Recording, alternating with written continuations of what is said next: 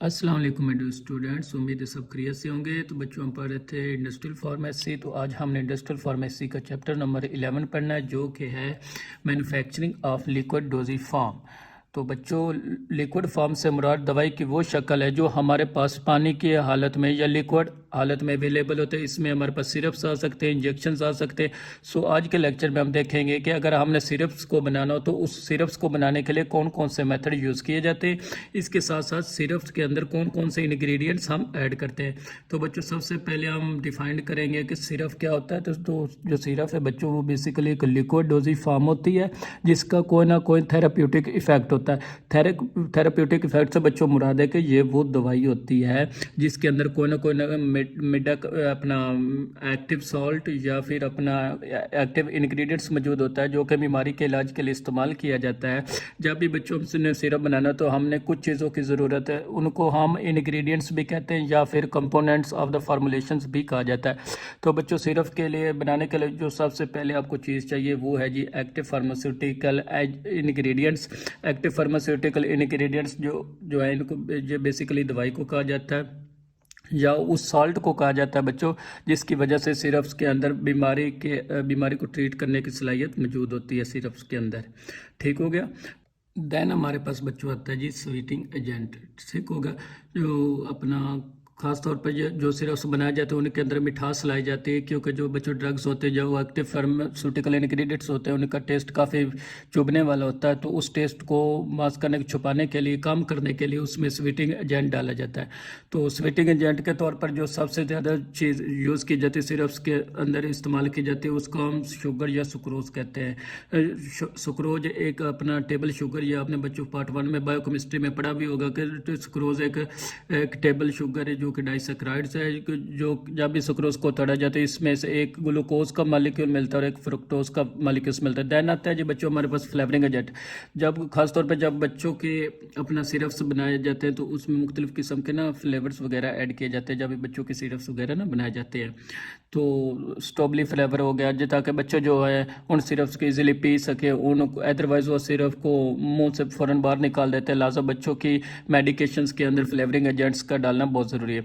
Flavouring agent जो बच्चे हैं वो दवाई को डिफरेंट फ्लेवर्स देने के काम आते हैं और बच्चों को दवाई की तरफ अपील करने में मदद करते हैं। दैन आता है जी colouring agent. Colouring agent identification के लिए डालते हैं बच्चों। मुख्तलिफ कंपनीज जो वो अपने सिरप्स को बाकी सिरप से डिफरेंट दिखाने के लिए, फ़र्क रखने के लिए डिफरेंट कलर्स डालती हैं। ठीक हो। कलरिंग एजेंट के दो बच्चों फ़ायदे होते हैं। एक तो आपका सिरप जो है बाकी सिरप्स के साथ मिक्स नहीं होता, यानी कि वो बिल्कुल ही उनके साथ अपना बिल्कुल एक नई शेप में रहता है। और आपको पता होता है कि जो ब्रूफन का सिरप है तो वो अपना पिंक कलर का है। तो एक अपना आइडेंटिफिकेशन होती है उन लोगों के लिए जिनको पढ़ना नहीं आता या जो लेबल को सही तरह से आइडेंटिफाई नहीं कर पाते। तो बच्चों के सिरप्स को या इवन अपने सिरप्स को अपना कलर से ही आइडेंटिफाई कर लेते हैं।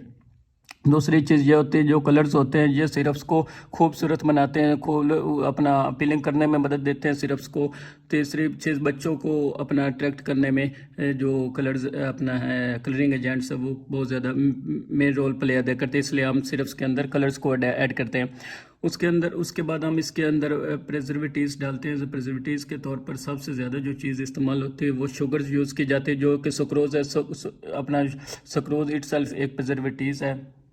इसके अलावा हम बहुत सारी प्रिजर्वेटिव्स डाल सकते हैं। ये भी एक केमिकल्स होते हैं जो कि हमारी सिरप्स को मुख्तलिफ तरह के जरासीमों से बचाते हैं, उनको रेडिएशन से बचाते हैं, उनको ख़राब होने से प्रिवेंट करते हैं, उसकी लाइफ को लॉन्ग करने में और हमारी मदद करते हैं। ठीक हो गया। देन आते हैं जो बच्चों एंटीऑक्सीडेंट आते हैं, जो एंटीऑक्सीडेंट ये भी केमिकल्स होते हैं जिनको हम मुख्तलिफ तरह के सिरप्स के अंदर या मुख्तलिफ तरह के जो हमारी मेडिसन्स होते हैं उनके अंदर ऐड करते हैं। ये केमिकल्स क्या करते हैं, ये केमिकल्स सिरप्स के अंदर होने वाले कोई भी फ्री रेडिकल्स क्या होते हैं बच्चों, ये टॉक्सिक मटेरियल्स होते हैं, या आप कह सकते हैं कि जी टॉक्सिक मटेरियल जो नुकसान पहुंचाने वाले अज्जा, हम अपने सिरप्स के अंदर एंटीऑक्सीडेंट डालते हैं। जब हम इन सिरप्स को खाते हैं या पीते हैं तो उसके बाद ये एंटीऑक्सीडेंट हमारी बॉडी के अंदर जाते हैं और हमारी बॉडी के अंदर कोई भी फ्री रेडिकल्स हैं या नुकसान पहुंचाने वाले अज्जा हैं तो या टॉक्सिक केमिकल्स मौजूद हैं, तो ये एंटीऑक्सीडेंट केमिकल्स जो हैं उन फ्री रेडिकल्स को या टॉक्सिक केमिकल्स को पकड़ लेते हैं और उनको बॉडी से बाहर निकालने में मदद करते हैं। सो बेसिकली एंटीऑक्सीडेंट वो एजेंट होता है जो उन दवाई के अंदर डालते हैं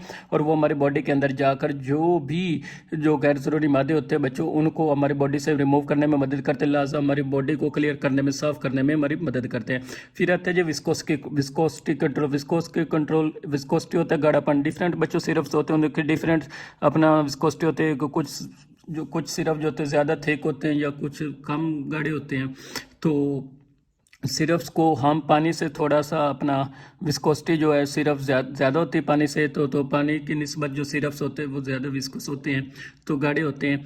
तो उसके लिए हमें उसके अंदर मुख्तलिफ किस्म के जो विस्कोसिटी एजेंट डालने पड़ते हैं, जैसे कि हम एमल्सिफाइंग अकेशिया डाल सकते हैं। अकेशिया शुगर है, इसको एक एज एमल्सिफाइंग एजेंट भी यूज़ किया जाता है, इसको एज ए थिकनिंग एजेंट भी उसके अलावा इस्तेमाल किया जाता है। विस्कोसिटी कंट्रोल को थिकनिंग एजेंट भी कह सकते हैं। अकेशिया या कोई ट्रागागैंथ या गोंद कतीरा जिसे कहा जाता है, ये भी शुगर, ये भी आप ऐड कर सकते हैं। तो ये सिरप्स को अपना थिक करने में मदद करते हैं, ताकि आप अपने सिरप्स को स्पून के अंदर पोर करें या उठेलें तो आपका सिरप जो एकदम से आपके स्पून से बाहर ना गिर जाए, उसकी थिकनेस ज़्यादा अच्छी हो ताकि वो स्पून के ऊपर स्टे कर सके।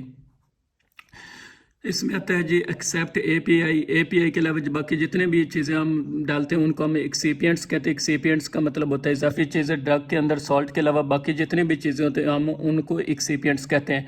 तो इसके अलावा बाकी जितने भी ये चीज़ें हैं ये सारी की सारी एक्सीपिएंट्स है। देन आता है जी syrups are the aqueous preparation, तो हैं कि जी सिरप क्या है जी इक्वस प्रिपरेशन तो हैं ये, यानी कि ये गाढ़ा तो होते हैं, थिक तो होते हैं, क्योंकि इनके अंदर थिकनिंग एजेंट डाले हैं ऑफ द शुगर विद और without flavouring agents and medical agents.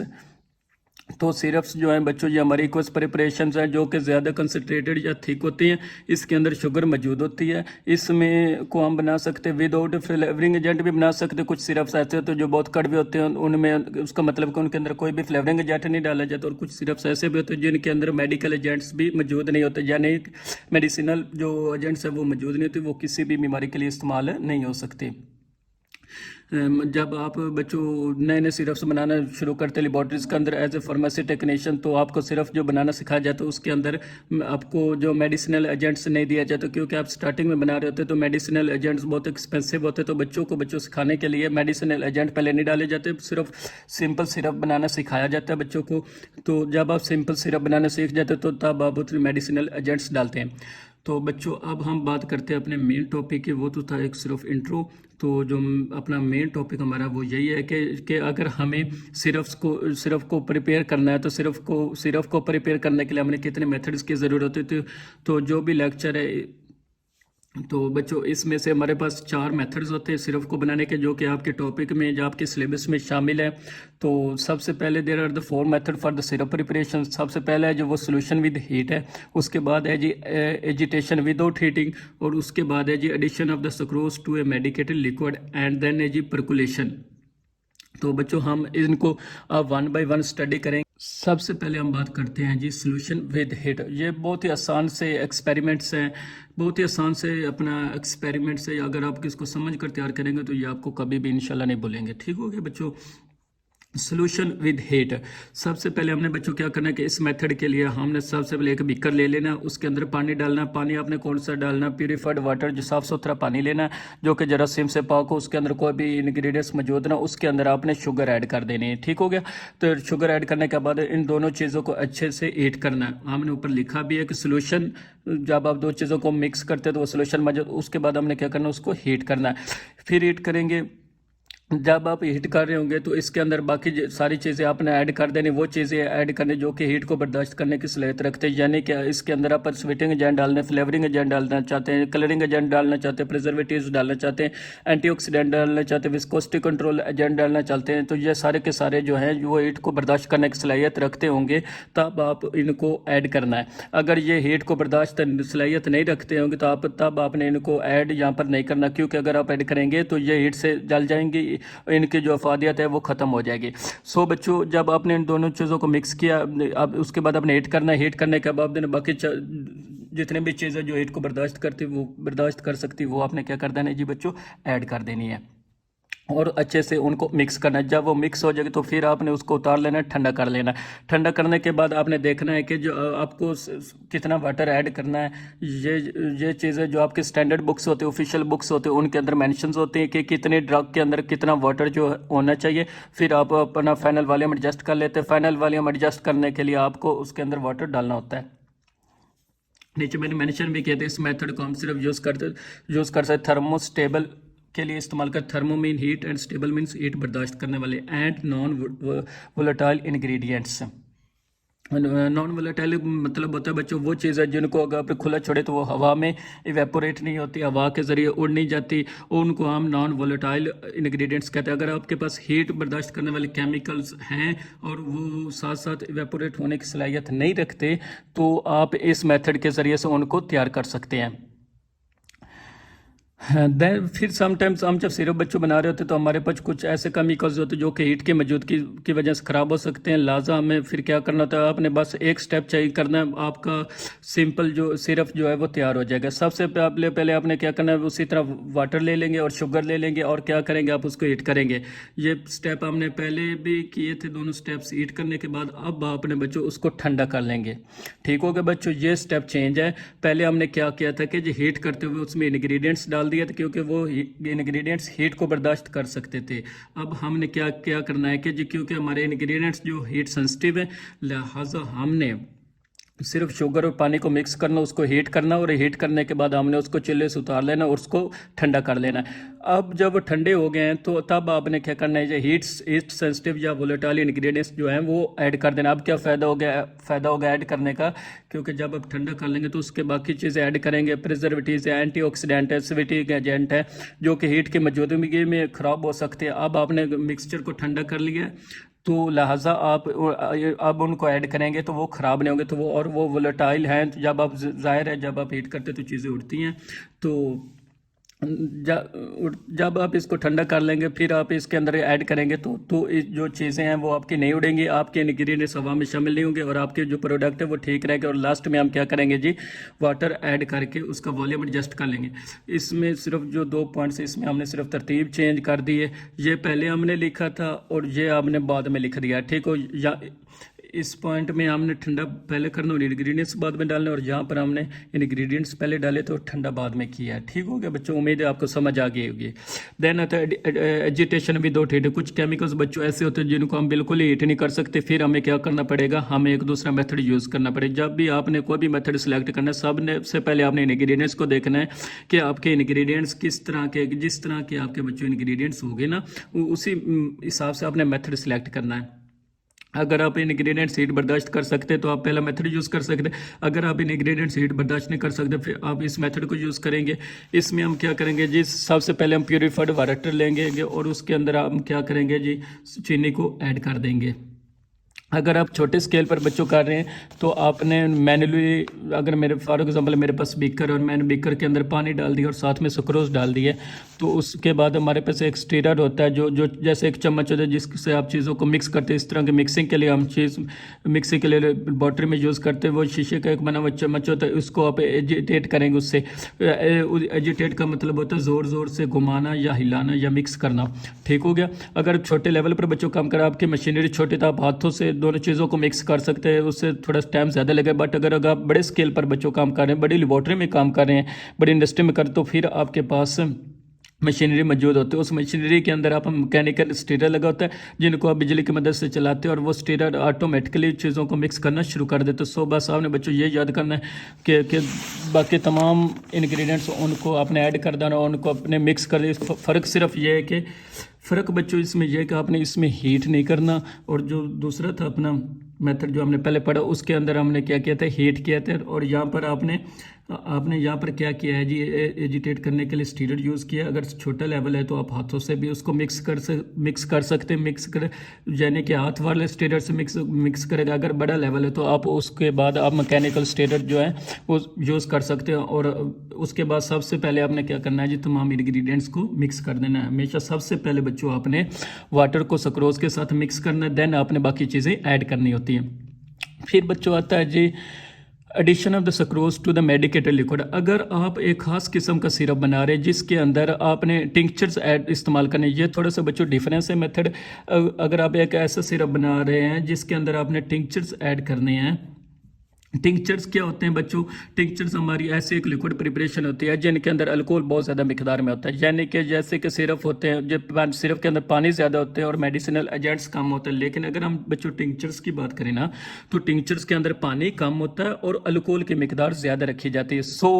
So hydro alcoholic जो प्रिपरेशंस हैं इनको हम टिंक्चर्स कहते हैं। समटाइम टिंक्चर्स के अंदर मौजूद जो मेडिकमेंट्स हैं, जो एक्टिव फार्मास्यूटिकल इंग्रेडिएंट्स हैं, उनकी मदद से हमने सिरप को बनाना पड़ जाता है। यानी कि डॉक्टर कह देता है कि आपके पास ये एक टिंक्चर है, आपने पेशेंट को टिंक्चर नहीं देना, आपने पेशेंट को इसका सिरप बना कर देना। तो फिर बच्चों आप क्या करेंगे कि तो ये मेथड यूज़ करेंगे। इस मेथड में हम बच्चों क्या यूज़ करते हैं? This method is used with the tincture. इस मेथड को हम टिंक्चर के साथ इस्तेमाल करते हैं। सबसे पहले हमने टिंक्चर लेना है, जो भी आपके टिंक्चर बनाई अवेलेबल होती है, इसमें अल्कोहल होता है, वाटर होता है और साथ में अपना मेडिसिनल एजेंट्स मौजूद है, ड्रग मौजूद होते हैं। उस टिंक्चर को आपने पानी के अंदर ऐड करेंगे। ठीक हो गया बच्चों। अब टिंक्चर के अंदर अल्कोहल होता है ज़्यादा मिकदार में।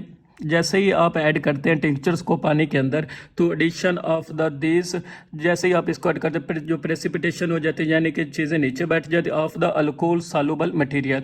क्योंकि आपका जो टिंक्चर के अंदर जो भी इंग्रेडिएंट्स डाले गए थे वो सारे के सारे अल्कोहल के अंदर हल होने की सलाहियत रखते हैं, इसलिए वो प्रॉपर मेडिसिन टिंक्चर बन गया। जब टिंक्चर्स को आपने सिरप के अंदर डाला है तो सिरप के अंदर तो पानी है, क्योंकि पानी के अंदर डाला है तो पानी तो सिर्फ पानी, उसके अंदर अल्कोहल था नहीं। जैसे ही उस केमिकल कंटेनिंग अपना टिंक्चर्स को, अल्कोहल कंटेनिंग टिंक्चर को आप सिरप के अंदर अपने वाटर के अंदर डालते हैं, तो होता क्या है बच्चों कि पानी के अंदर जैसे ही वो इंग्रेडिएंट्स आते हैं, उनमें से वो इंग्रेडिएंट्स जो पानी में हल होने की सलाहियत नहीं रखते, बल्कि वो तो अल्कोहल के अंदर हल होने की सलाहियत रखते। जब आपने पानी डाला तो वो सारे के सारे इंग्रेडिएंट्स जो हैं वो नीचे बैठना शुरू हो जाएंगे। ठीक हो गया बच्चों।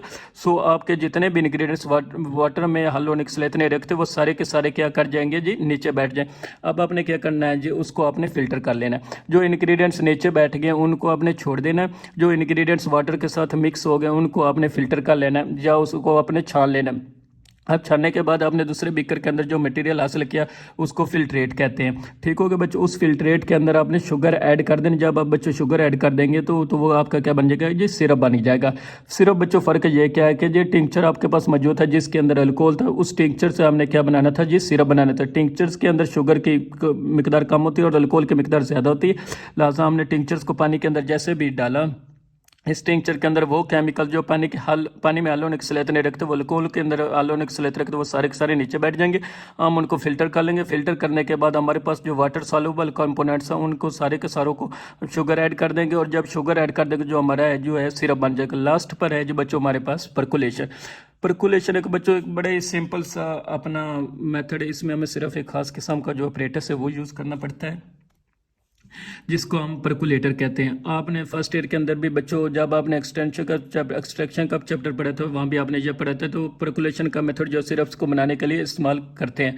सबसे पहले बच्चों क्या करना है कि परकुलेटर लेना, उसको आपने फिल करने का आपको मेथड आना चाहिए बच्चों।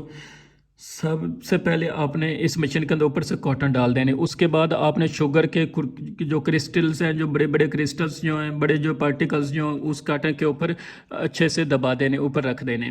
उसके बाद आपने जो भी आपका सिरप है जिसके अंदर वाटर भी होगा और मेडिकामेंट्स भी होंगे वो आपने उसके उंडेल देना है और इसके लिड आपने बंद कर देना। अब आहिस्ता आहिस्ता क्या होगा बच्चों के जो पानी और उसके अंदर जो भी एक्टिव इंग्रेडिएंट्स या सॉल्ट या मेडिकल एजेंट्स ऐड किए हुए तो वो आहिस्ता आहिस्ता शुगर के अंदर से गुजरेंगे। शुगर उसके अंदर डिसॉल्व होंगे और वो फिर कॉटन में से गुजरेंगे और ड्रॉप वाइज यहाँ पे हासिल हो जाएंगे। इस तरीके को करने में तकरीबन 1 वीक का टाइम लगता है, मतलब कि ये आस्ता आस्ता एक एक ड्रॉप आपके पास हासिल होगा। जो ड्रॉप आपके पास हासिल होंगे उनको हम फिल्ट्रेट कहेंगे, और इस मेथड से अगर आप सिरप बनाएंगे तो इसको हम कहेंगे जी परकुलेशन। ठीक होगा बच्चों। It is called cold process. इसमें हम परकुलेटर लेंगे, क्रिस्टल सक्रोज रखेंगे परकुलेटर के अंदर, purified water with the medicaments is allowed करेंगे ऊपर से ताकि वो सक्रोज में से गुजरे, और फिर परकुलेट है जो फिल्ट्रेट है उसको हम नीचे से हासिल कर देंगे। ये फिल्ट्रेट हमारा सिरप और मुख्तलिफ किस्म के अपनी बीमारियों के लिए इस्तेमाल कर सकते हैं, जिस तरह का भी आपका मेडिकामेंट्स इसके अंदर डालेंगे। सो बच्चों ये था आपका आज का lecture about the syrup. I hope कि आपको बच्चों इसकी समझ आई होगी। अगर किसी बात की समझ ना आई हो, किसी पॉइंट को कोई मिस हो गया हो तो बच्चों आप कमेंट सेक्शन में लाजमी पूछ सकते हैं। अगर वीडियो अच्छी लगे तो अपने क्लास फेलो से, दोस्तों से लाजमी शेयर कीजिएगा और इंशाल्लाह हम नेक्स्ट पढ़ेंगे। तब तक के लिए इजाज़त दीजिए। अल्लाह हाफिज़।